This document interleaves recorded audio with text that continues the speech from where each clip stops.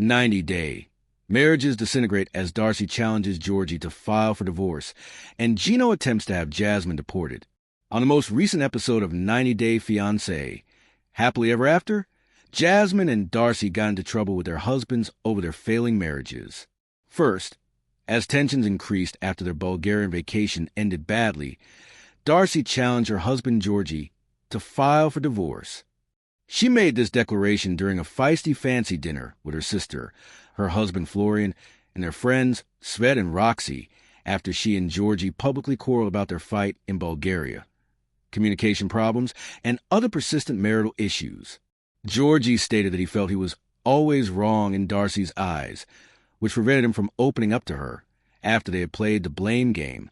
Then, "Don't be married," she yelled. "File for divorce. Is that what you want? Because that's what it feels like you want." In a confessional, Darcey disclosed that she and Georgi were barely speaking to one another after the major blow-up at the end of their trip a few days earlier. "We haven't even talked to each other about what happened on our last night in Bulgaria," she said. Earlier in the day, Darcey voiced concerns about her relationship with Stacy after the twins participated in an aerial silks class in an attempt to release old baggage and bring in new, more positive energy. Stacy was shocked by the accusations and responded by calling Georgi a greedy mother after the class.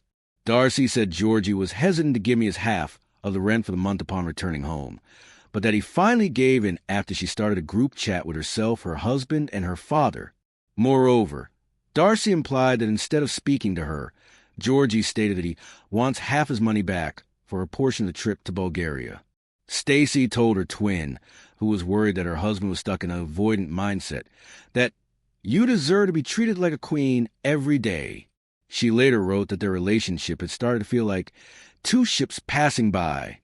Later that night, Georgi appeared unhappy as he sat across the table from his wife at dinner, sharing in a confessional that he was still hurt by the way the trip to Bulgaria ended, and that things had become uncomfortable between him and his wife.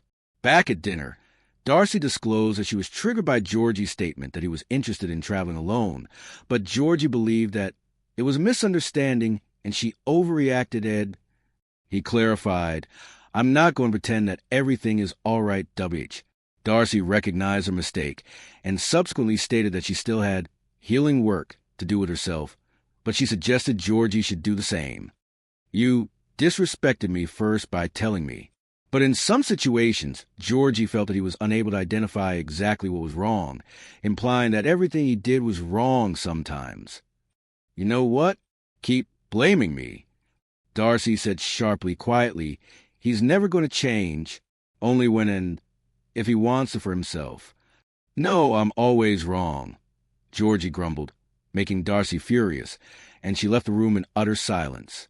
In a confessional, their buddy Svet stated, "I think it was kind of strange for her to just drop that whole thing on the table. So something has to have happened that was bigger than this, just what we heard." At one point, Gino claimed that it was obvious that Jasmine had used him for a green card. "I find the timing of you receiving your green card and sleeping at Matt's house very significant," he explained in the call, later referring to their marriage as the biggest mistake of my life. Gino also finally called Jasmine during the explosive episode and shared the scathing letter he personally wrote to her. Jasmine moaned in response, sitting on her bed, "Oh my God." But Gino insisted that he finish, adding that Jasmine stabbed me in the back, used me, and broke my heart. Prior to the call, Gino confided in producers that he wanted to share his letter with Jasmine in order to close this chapter of my life and be done with it. He then told Jasmine that he felt disappointed by his now estranged wife. He started off by saying, "I really thought you loved me when we spoke for 3 years while you were in Panama." However, Gino implied that after she arrived in the United States, things took a turn for the worse. "You treated me horribly daily," he said, "and it was as though you never really wanted to be with me." Gino went through his itemized list, which included $40,000 for all I transferred to Panama, $10,000 for the wedding, $1,225 for her green card, $1,000 for his work on the K-1 visa process, and $5,000 for a divorce lawyer. So all this money adds up to a good $70,000. Gino yelled at Jasmine after accusing her of using him for her green card. You never intended to be with me. This was an F. Scam and its marriage fraud to the T. While Matt watched helplessly from the doorway, Jasmine insisted that she did nothing criminal and that the marriage didn't work. However, Gino disagreed with his wife, yelling, You never did anything for me, and adding, Go back to Panama. This made Jasmine cry on the other end of the phone. Gino was incensed. What do you mean this moment? Jasmine, I just found out you're pregnant with some other guy's kid, and we were supposed to have a baby together. Jasmine screamed, You hate me, into her phone, but Gino argued, You knew it was a scam from the beginning. Jasmine cried, Leave me alone. You have never had empathy for me. The fact that you... Jasmine sobbed, All right, then go to immigration. Deport me. Go ahead.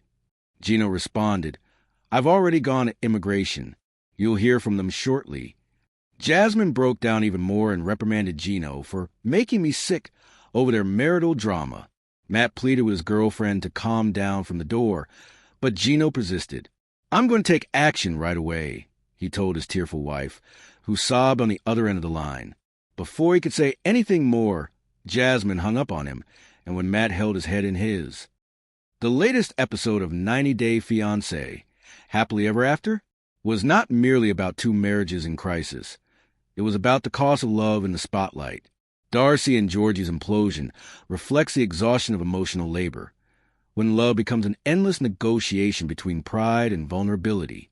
Gino and Jasmine's collapse, on the other hand, exposes the darker side of dependency, when affection curdles into resentment and control. Both stories ultimately serve as cautionary tales. Darcey's insistence on being loved the way she envisions may keep her trapped in cycles of disappointment until she learns to love without rescuing. Georgi's reluctance to communicate may doom him to loneliness unless he confronts his own emotional fear. Gino's obsession with justice may blind him to empathy, while Jasmine's performative emotions may continue to push away the stability she secretly craves. At their core, these relationships reveal the universal truth that love cannot survive without self-awareness. Passion fades, beauty dims, and resentment festers when communication dies. The couple's struggles remind viewers that vulnerability, not dominance, is a foundation of lasting connection. In a culture obsessed with visibility, where private lives are turned into public entertainment, Darcey, Georgi, Gino, and Jasmine's stories serve as both entertainment and warning. They show us that love under a camera's gaze rarely heals. It magnifies everything, the hope, the pain, and inevitable disillusionment. When Darcey tells Georgi to file for divorce, she's not just ending a marriage, she's acknowledging the end of a fantasy. And when Gino threatens Jasmine with deportation, he's not just seeking justice. He's punishing himself for believing in an illusion. Ultimately, these relationships were doomed not because they lacked passion, but because they lacked peace. And perhaps that is the truest tragedy of all, that in the pursuit of love, under the glare of fame, both couples lost the very intimacy they were desperate to prove.